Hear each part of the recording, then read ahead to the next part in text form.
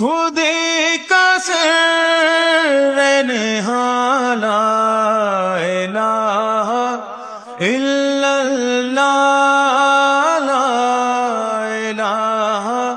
الا اللہ۔ اعوذ باللہ من الشیطان الرجیم، بسم اللہ الرحمن الرحیم۔ یہ موضوع ہے مثنوی رموز بے خودی کا، یا مثنوی کے دوسرے حصے کا، کہ جب خودی پیدا ہو گئی تو اب اس خودی کو، جس طرح ایک اینٹ اگر بن جاتی ہے کسی کارخانے میں یا بٹے میں، تو اب وقت آ جاتا ہے کہ اس اینٹ کو کسی عمارت میں چنا جائے اور اس عمارت کا جز بنے، حصہ بنے۔ تو یہ خودی کی حیثیت اس اینٹ جیسی ہے، جو تشکیل تو پا گئی ہے، بن تو گئی ہے، پک گئی ہے، اب اسے کسی عمارت کا جز بنانا ہے، اور وہ عمارت تشکیل ملت و تشکیل امت اسلامیہ ہے، جو قرآن کا اور دین کا اصل ہدف ہے، یعنی ہدایت الہی اس قالب میں عملی ہو۔ جس انداز سے ہم ہدایت الہی کو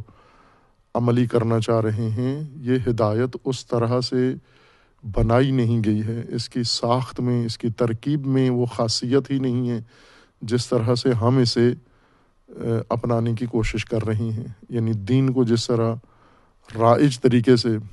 رائج جو صدیوں سے رائج ہے، گزشتہ زمانوں سے رائج ہے، یعنی بعد از عصر رسالت صلی اللہ علیہ وآلہ وسلم، بعد میں جو کچھ دین کا حلیہ بنا اور دین کی عملی شکل بنی، یہ اگر ہزاروں سال بھی جاری رہے تو کبھی بھی دین الہی یا ہدایت الہی عملی شکل اختیار نہیں کر سکتی، چونکہ جس قالب کے لیے ہدایت کا نظام وضع کیا گیا ہے وہ قالب امت اور وہ قالب ملت کا ہے۔ اصطلاح قرآن کے مطابق امت کی شکل ملے گی، پھر اس ظرف کے اندر یہ ہدایت فٹ آئے گی۔ جب تک وہ قالب نہیں بنتا، وہ سانچہ نہیں بنتا، وہ ڈھانچہ نہیں بنتا، تو اس کے بغیر اگر یہ ہدایت آپ لا کر لاگو کرنا چاہ رہے ہیں تو یہ ہدایت کا مذاق ہے، لاو ہے اور لعب ہے۔ اس سے اس ہدایت کا نتیجہ بھی نہیں نکلنا، جیسا کہ نہیں نکل رہا، باوجود کثرت عمل کے اور کثرت جمعیت کے، پھر بھی ہدایت دینی اس طرح سے نمودار اپنی نہیں پیدا کر رہی۔ کس طرح سے ملت تشکیل پائے گی، اس کو ترتیب کے ساتھ علامہ نے ذکر فرمایا ہے۔ آغاز اس کا یہ تھا کہ بنیادی ترین سوال جس کی تشریح گزر چکی ہے کہ از چرو بربست ربط ملت است۔ وہ یہ بہت اساسی سوال ہے جو تمام اذہان انسان کی توجہ اپنی طرف مبذول کرتا ہے۔ وہ جو سنجیدہ انسان ہیں،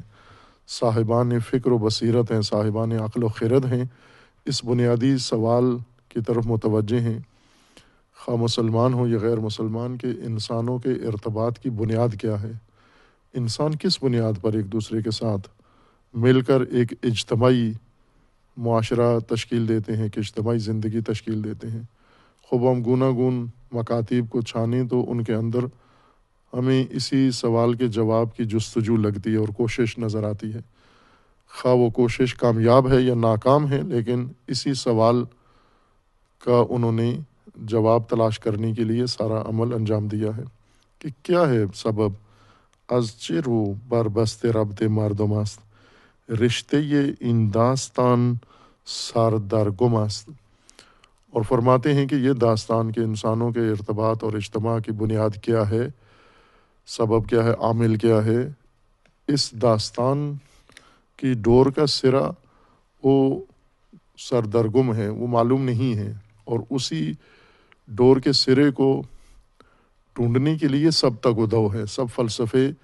اسی میں لگے ہوئے ہیں، مگن ہیں کہ اسی ڈور کا سرا مل جائے ہمیں کہ اجتماعیت کی بنیاد کیا ہے۔ پھر خود ذکر فرمایا کہ کہیں چراگاہ، کہیں پر مفادات، کہیں پر کھیت، کہیں پہ پانی کے چشمے، کہیں پہ مادی مفادات اور دیگر خواہشیں انسان کی باعث بنی اجتماعات کی، اور ان اجتماعات نے جو چراگاہوں میں اور کھیت و کھلیان میں تشکیل پائے، جیسا کہ آج ہیں ان کے اندر سب سے بڑا نقصان انسانیت ہی کا ہوا ہے، چونکہ اصل عامل اجتماعیت کا جو خالق انسان نے اس کے لیے مقرر کیا تھا، اسے چھوڑ کر انہوں نے دوسرے حیوانی یا مادی عوامل کے محور میں اجتماعیت کی تشکیل کی ہے، جس سے یہ اجتماع بجائے خود ایک تباہی کا سبب بن گیا ہے اور انسان کے زوال اور انسان کی بدبختی کا عامل بن گیا ہے۔ پھر یہ فرمایا ہے کہ اصل اجتماعیت کی بنیاد اللہ تعالیٰ نے بنائی ہے انسانیت کے لیے، جو نبوت کے ذریعے سے تعلیم دی گئی ہے۔ انبیاء اسی راز کا جواب بن کر آئے ہیں، اسی معمہ کا حل انبیاء اور نبوت کی شکل میں ہوا ہے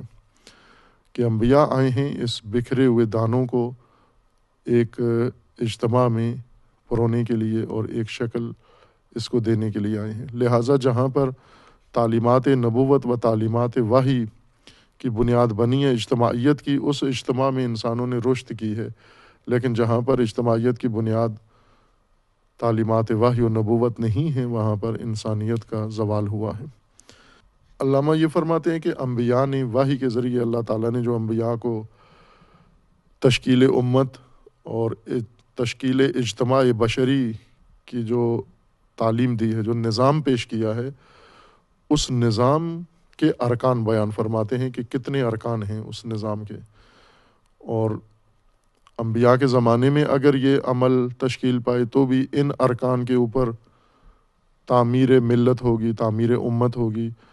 اور انبیاء کی پیروکار امتیں اگر یہ چاہیں، جس طرح ہم ہیں، ہمیں سعادت ہے کہ امت رسول اللہ صلی اللہ علیہ وآلہ وسلم ہے یا امت خاتم الانبیاء ہے، اور رسول اللہ کے بعد اس امت کا شیرازہ منتشر ہوا، اور علامہ فرماتے ہیں کہ بقا کا راز اور دنیاوی و اخروی نجات و سعادت و عظمت کا راز اسی کے اندر پوشیدہ ہے کہ ہم پھر سے شیرازہ بندی کریں، یعنی پھر سے ہم دوبارہ یہ بکھرے ہوئے اوراق ان کو جمع کر کے اور اکٹھے کر کے پھر ملت تشکیل دیں ہم۔ لیکن کس بنیاد پر ملت تشکیل دیں؟ آیا پھر کسی چراگاہ کو مثلاً ہم عامل قرار دیں، خاک کو، کسی علاقے کو علاقائیت کی بنیاد پر ملت بنائیں، لسان کی، زبان کی بنیاد پر ملت تشکیل دیں، کسی ثقافت و کلچر کی بنیاد پر ملت تشکیل دیں، نسب کی بنیاد پر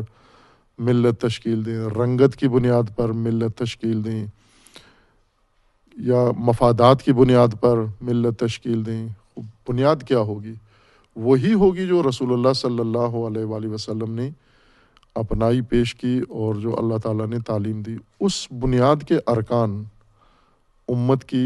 تعمیر یا عمارت امت کے بنیادی ستون، علامہ اب اگلی فصل میں ذکر فرماتے ہیں۔ اس فصل کا عنوان ہی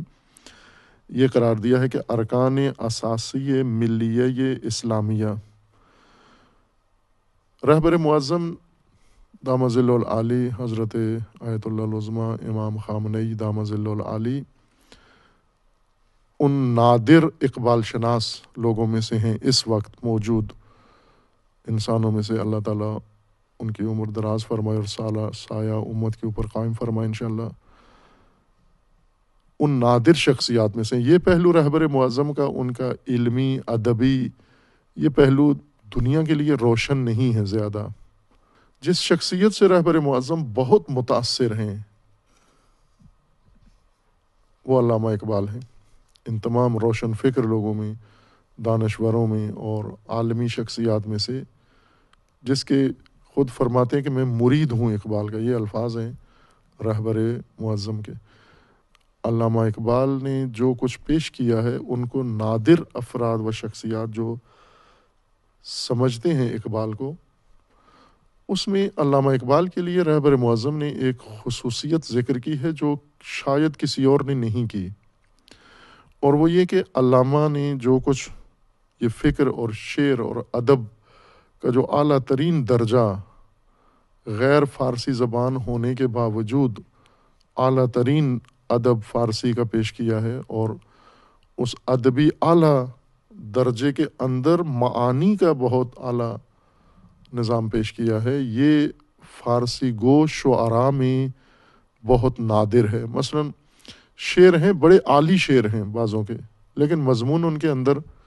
نہیں ہے، عالی نہیں ہے، مضمون تخیلاتی ہے۔ جیسے ہم فردوسی بہت بڑا شاعر ہے، اس کی تمام داستان ساری تخیل ہے، اس میں کوئی حقیقت نہیں ہے۔ اسی طرح ہم دیگر بزرگوں کے کلام میں بھی اگر دیکھیں تو بہت کم لوگ ہیں جن کے کلام کے اندر تخیل سے ہٹ کر واقعیت، نظریہ، آئیڈیالوجی، قرآن، وحی کی تعلیمات اور یہ سب کچھ شعر کے قالب میں، اور وہ بھی عالی ترین درجے پر بیان کیا گیا ہو۔ رہبر معظم کی تشخیص کے مطابق علامہ اقبال کو یہ توفیق نصیب ہے اور یہ امتیاز ان کا ہے، اور ان کا یہ اعتقاد ہے کہ علامہ کا یہ جو ادب ہے اور شعر اور معانی یہ الہامی ہیں، یہ علامہ کی تعلیم یا جو سیکھا تھا اس کا نتیجہ نہیں ہے۔ ایک خوبصورت موازنہ کیا ہے علامہ کے کلام میں، شعر کا اور فصل کے لیے جو عناوین چنے گئے ہیں یہ علامہ نے خود رکھے ہیں۔ مثلا یہ عنوان ارکان اساسی ملیہ اسلامیہ، یہ فارسی ترکیب ہے اور علامہ کا اپنا انتخاب کیا ہوا عنوان ہے۔ اب فوراً اس کے بعد نیچے پھر شعر شروع ہو جاتا ہے یا نظم شروع ہو جاتی ہے۔ یہ فارسی اور یہ ادب جو عنوان کے اندر ہے، رہبر معظم فرماتے ہیں کہ ایک پرائمری کے بچے کی سطح کی فارسی ہے، اور جو شعر ہے وہ شعر بہت عروج کے اوپر ہے، وہ مولانا حافظ سعدی کے درجے یا شاید بعض جگہ ان سے بلندتر شعر ہے، ان سے عالی ہے شعر علامہ۔ وہ سارے فارسی زبان ہیں، ان کی مادری زبان فارسی ہے، وہ اہل فارس ہیں، ان کا کلچر سارا۔ علامہ فارسی زبان نہیں ہے، نظم میں جو کچھ ہے وہ الفاظ بھی اور بندش بھی اور معانی بھی، یہ در حقیقت ایک توفیق ہے علامہ کو اللہ تعالیٰ کی جانب سے خصوصی عنایت ہے، جس کا علامہ نے خود بھی ذکر کیا ہوا ہے کہ یہ سب کچھ مجھے عطا ہوتا ہے، اور یہ دعا کی ہے جو مجھے عطا ہوا ہے یہ سب دوسروں کو عطا ہو۔